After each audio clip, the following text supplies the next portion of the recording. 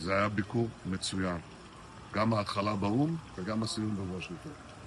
זה הביקור הרביעי שלי בוושינגטון מאז שהנשיא טראמפ נבחר. זה ביקור היסטורי. במקום שהחמאס יבודד אותנו, הפכנו את היוצרות ובודדנו את החמאס.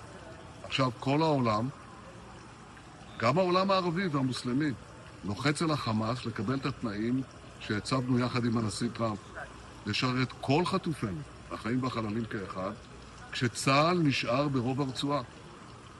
מי היה מאמין לזה?